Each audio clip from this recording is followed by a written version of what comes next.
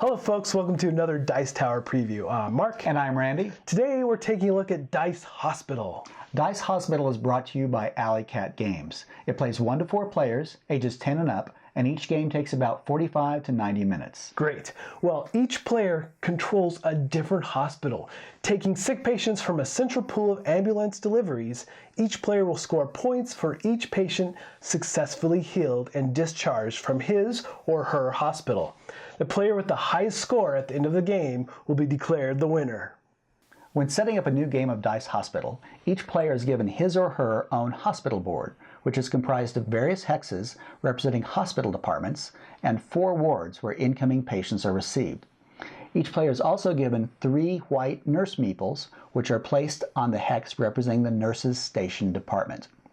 Also in the gaming area, you'll want to set up the stack of hospital upgrade tiles, the deck of hospital upgrade specialists, the various colored specialist meeples, the pile of white fatality tokens, and lastly, the pile of red blood bags. Also in the gaming area, you're going to set up the ambulances in easy reach for everyone in the middle of the table. These ambulances are all placed based on the number of players plus 1. At the beginning of the game, choose a first player. That player will turn over a number of hospital upgrade tiles equal to the number of players minus 1. He will also turn over a number of specialist cards, again equal to the number of players minus 1, and put the appropriately colored meeples on each of those cards. The first round of the game can now begin. Okay, the game is broken down into 6 phases. This first phase is the patient intake, where patients arrive in the ambulances. Now, patients are represented by dice. These dice, a 1 is a critical patient, and a 6 is a fairly healthy patient, almost ready to be discharged. What you're going to do is you're going to, based on the number of players and the number of ambulances, you're going to pull a number of dice and roll them, blind pull them from the bag, and then place them in ascending order, low to high, in the ambulances. And the ambulances are numbered as well. They go from 1 to 5. Okay, so it's also very important to note that when you're setting up the patients in the ambulances for this patient intake phase, that when you roll the dice, you cannot have a 1 or a 6.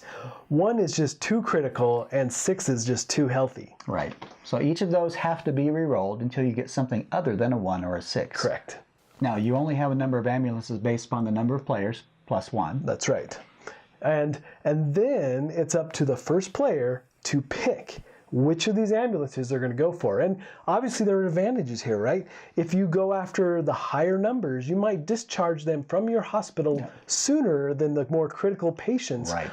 But there's bonus benefits for taking the more critical patients. If you choose the lower numbered ambulance, it has the most critically wounded patients, but it gives you a chance of being the first player for the round. And you might also get a blood bag. Exactly. If you choose the lowest, if you're the person who chooses the lowest ambulance in that particular round, you get a bonus blood bag. And we'll tell you what that's for soon. Okay, so once you choose one of these ambulances, you're going to take the patients from the ambulance and place them in your ward. You can place them anywhere you want. There's no order to worry about. In terms of the ward, right? In terms of the ward. They need to be across the top row of the ward. Because the ones across the top row have not been treated. Have not been treated. And it's very important to note that. Yes, it is. Absolutely. Now, the second phase of a round is the hospital improvement phase. Beginning with the person who chose the lowest numbered ambulance, that person chooses either one of the face-up hospital improvement tiles or one of the face-up specialist cards. If he chooses a tile, that tile is placed by his hospital board. It becomes an active department just like any of the other departments on his board by default. If the player chooses a specialist card, he places that card by his area as well, and it's important he brings with that card the appropriately colored meeple. If you already have that card or already have that department, no problem. You can have duplicates of both departments and specialists.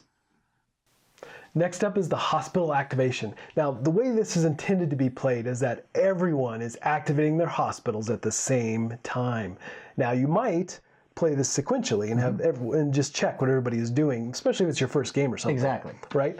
So, but the spirit of the game is really that everyone should be activating at the same time. And really, this is the worker placement part of the game. You're moving specialists or nurses to different departments in order to activate them, which means the icons across the top will dictate which patients can be healed.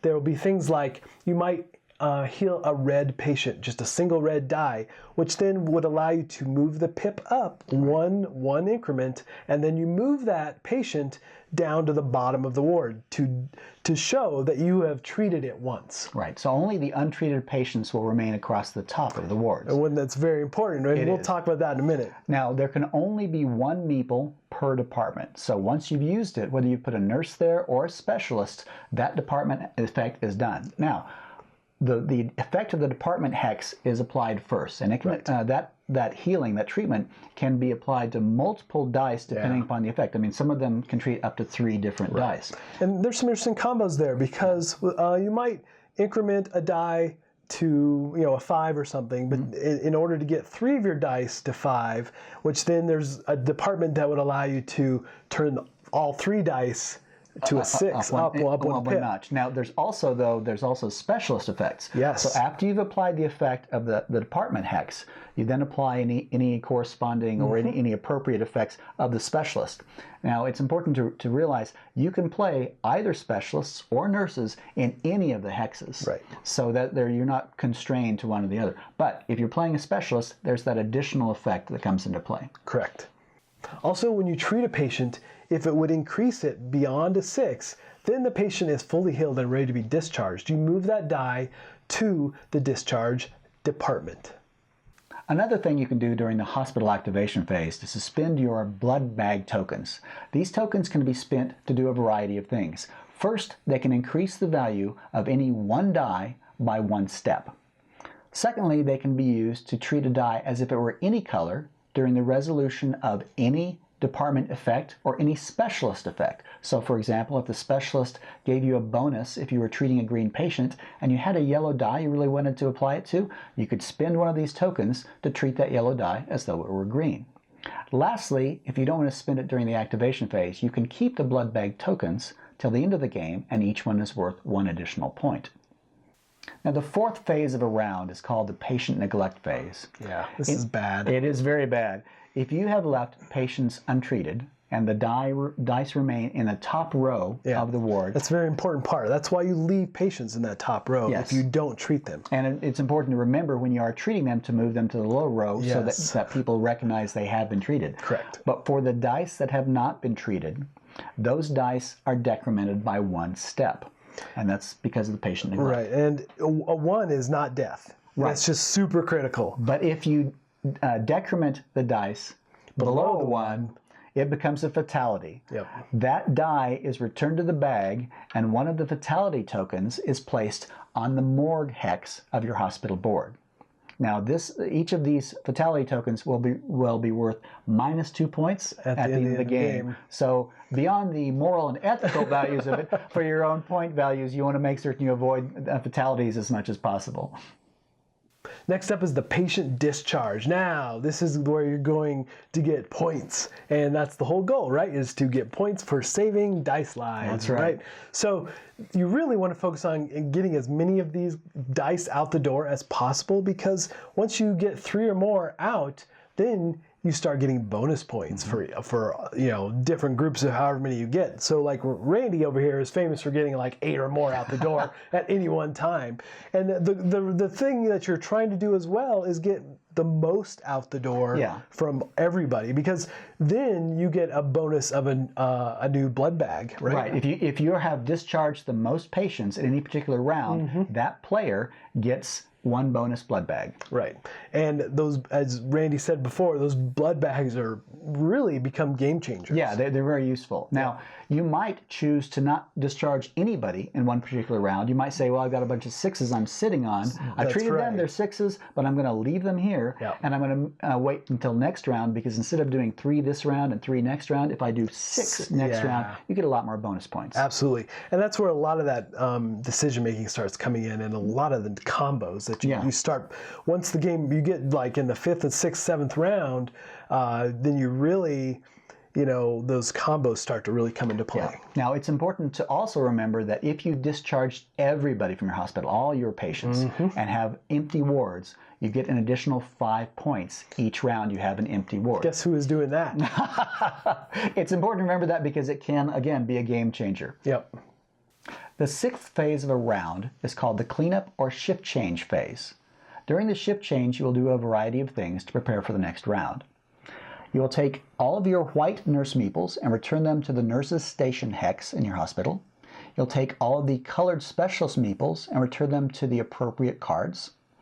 You will take all of the dice in the lower row of your wards and return them to the upper row to indicate they have not been treated in the next round.